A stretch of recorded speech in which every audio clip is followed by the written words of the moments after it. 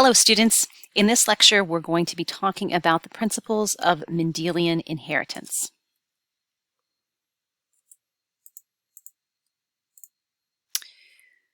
So we're going to go through two different types of inheritance patterns today. We're going to be talking about autosomal dominant inheritance and autosomal recessive inheritance. We're also going to talk about a tool that can be used in order to track disorders in families. So first of all, let's talk about genetic diseases in humans. So most of our alleles do not cause disease. So in our last lecture, we talked about basic patterns of inheritance. We learned about genotypes and phenotypes, homozygous, heterozygous, dominant, recessive, all of those great terms. That was the vocabulary that we needed to build in order to move on to this particular lecture, is where we're actually going to talk about how certain combinations of alleles can cause disorders or conditions. But it's important to note that most alleles don't cause diseases in humans. There are some diseases that are genetic. We have things that are caused by recessive conditions, things like cystic fibrosis, for example. And we also do have some diseases that are caused by a dominant allele, something like Huntington's disease. So we talk about modes of inheritance when we are discussing rules that explain common patterns of inherited traits and how those inherited traits will pass through families in particular. The great thing about these, again, simple Mendelian traits is that it allows families to predict if children will inherit a particular condition, because we're talking about the action of a single gene and a single gene only, and we're talking about patterns that we're familiar with, dominant and recessive alleles, for example. So it makes predicting future occurrences of these diseases much easier. And it depends on two things as far as the mode of inheritance goes. It depends on whether the trait, the alleles, are located on a sex chromosome or whether located on autosomes. Today we're only going to be talking about autosomal disorders. Remember, autosomes are the set of chromosomes that we all have in common. And then it also depends on whether the trait is dominant or recessive. So let's talk about autosomal dominant inheritance first, because this is one of the easier patterns to follow. You have a trait that is caused by a dominant allele. So an individual who has the condition can either be homozygous or they can be heterozygous. Remember, homozygous means you have two copies of the allele. Heterozygous means you only have a single copy of the allele. Autosomal dominant disorders can appear in either sex. It doesn't matter whether it's male or female. And in order for this trait to pass on, a parent has to have it. So it is passed on from parent to offspring. It cannot skip generations. It has to be present in every generation in order to be passed on. And what we'll see is that when you have an autosomal dominant inheritance, assuming the affected individual only has a single copy of the allele, there's a 50% chance that they are going to pass on that particular trait or disorder to their offspring. And if you remember, we had talked about Punnett squares and we were looking at Punnett squares. So going back to Punnett squares, if this is our affected heterozygous parent, these are the gametes. Remember, this is the affected gamete here because it's the dominant allele. And then assuming that we have offspring with someone who's unaffected, and again, you can see that there is a 50% chance of passing that trait on.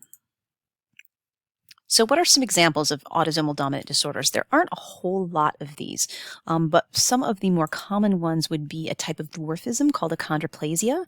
So in this particular condition, you have a normal size head and trunk, but you have shorter limbs, for example. Also polydactyly. So polydactyly is having extra fingers or extra toes. That is also an autosomal dominant type of disorder.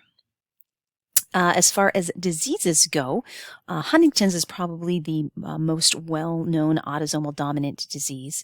Again, it's an autosomal condition, and this is a condition that is fatal. It is not something that is treatable. So far, with modern medicine, we have been able to potentially prolong people's lives who have Huntington's disease, but eventually it will lead to death for those individuals who do have it. In Huntington's, again, you only need one copy of the allele, so you have to have a parent who had this disease in order to have the disease yourself. And what happens is, for those individuals who have Huntington's, is you have an abnormal protein that begins to clump up inside the nuclei of your cell, and specifically in the nerve cells in the brain.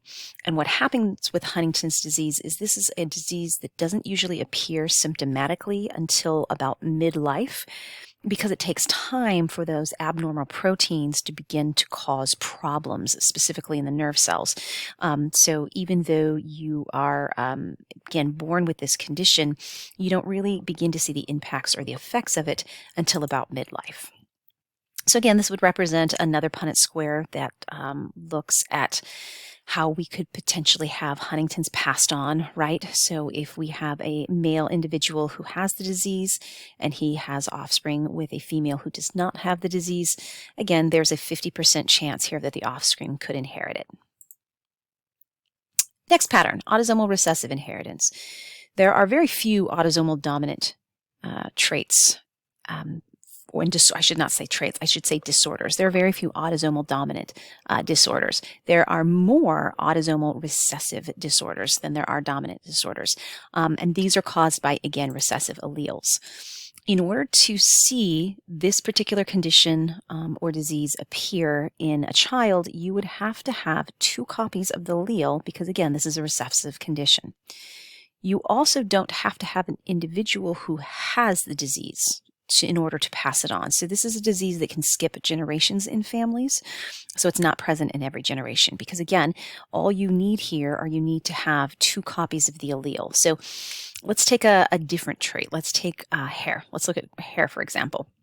If curly hair is dominant in this case and straight hair is recessive, and we're just doing this as a Punnett square to sort of look at how recessive patterns of inheritance go, right?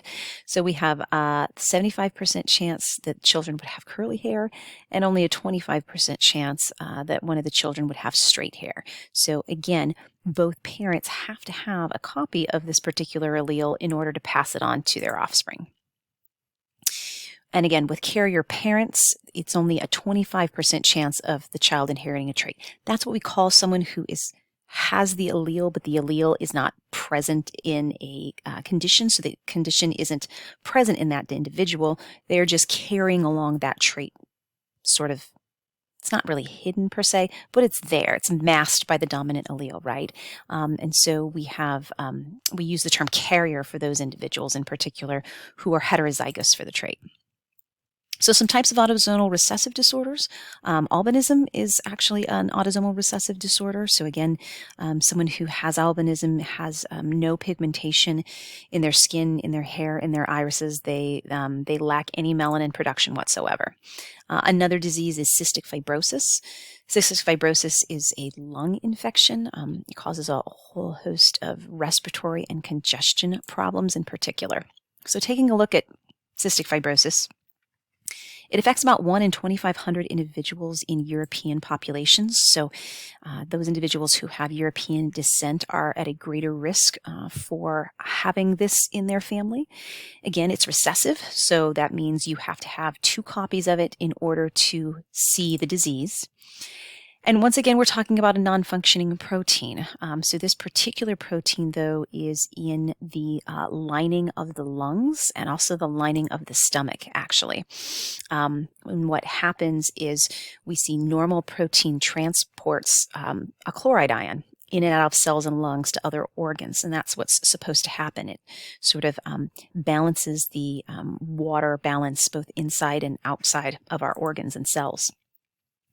If you don't have that transport that's transporting that chloride ion, what happens is that instead of having this nice thin mucus, so because we have water moving equally on both sides, what you get instead is you get this really thick mucus layer, and it's very difficult to clear out of the lungs, and it also tends to interfere with absorption of nutrients in the intestines. So those are the 2 parts of the body that are most impacted for individuals who have cystic fibrosis. So again, you can be a carrier for cystic fibrosis, but that doesn't mean you have cystic fibrosis. So carriers for cystic fibrosis are those who have one copy of the allele, they're heterozygous, but if they have offspring with someone who is also a carrier, there's a chance that they could pass the condition on to their children. Another one example is sickle cell anemia. So sickle cell anemia is a recessive condition. So what happens is there is an allele for normal hemoglobin. Normal hemoglobin looks like these nice red round blood cells. This is what we would expect moving through our body. Sickle cell individuals have red blood cells that look like this, that are sort of this half moon sickle shape. And unfortunately, what happens for those individuals is these particular cells don't pass through our bodies as easily. And so you're likely, over time, your organs will basically begin to, I don't want to say deteriorate, it's not quite the right word, but they kind of get beat up, if you want to think of it that way, by these sickle cell shaped cells. So again, if you have two normal hemoglobin alleles, you don't have the disease. If you have two sickle cell hemoglobin alleles, you have sickle cell disease.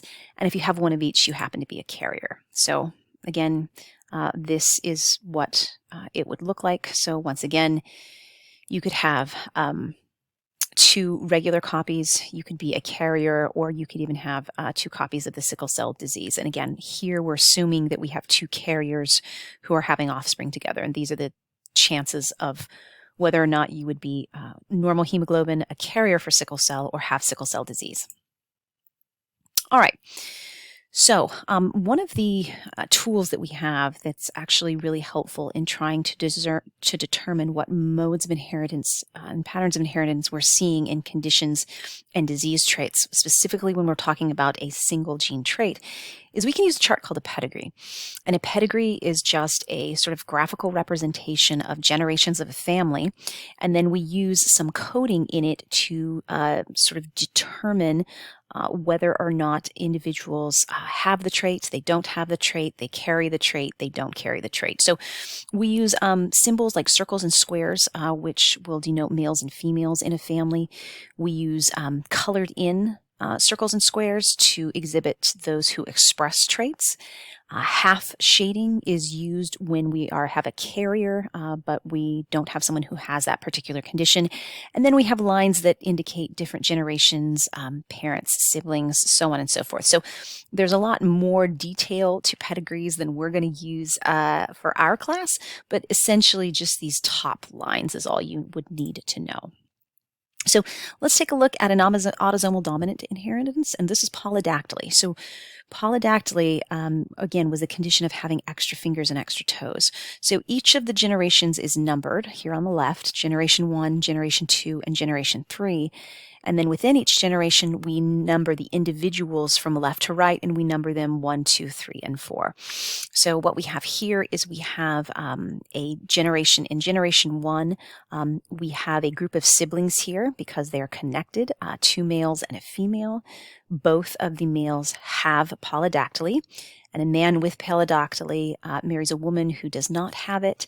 They have offspring, so they have 1, 2, 3, 4, 5 children. 3 of their children have polydactyly, and 2 of them do not. And again, if we're looking at individual number 1, is a male who marries a woman who does not have it. They have 3 children, 1 of which has polydactyly, and the other 2 do not. The way that we know this is autosomal dominant is because it's appearing in every generation, right? It didn't skip any generations. In order for generation 3 to inherit the trait, then generation 2 had to have the trait. And in order for generation 2 to have the trait, then someone in generation 1 had to have it as well. Looking at an autosomal recessive pattern, let's take a look at albinism here for a minute. So in this case, you can see sort of a different pattern. So in generation number 1, we have 2 carrier individuals, a carrier female here and a carrier male here. They have offspring. Their offspring do not have the trait because, again, they still only have a single copy of the trait. They're just carriers. But these 2 carriers then have children, and 2 out of 3 of their children has albinism. So again, you have to have, your parents each have to have a copy of this allele in order for you to see this allele. And so We know it's autosomal recessive because it's not in each generation, right? We have carriers in each generation.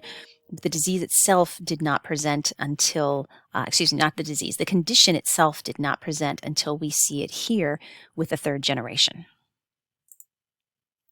So comparing the two, autosomal dominants and autosomal recessives, so can both males and females be affected? Yes, for both. We're talking about autosomes, which are the chromosomes that we all share, not our sex chromosomes.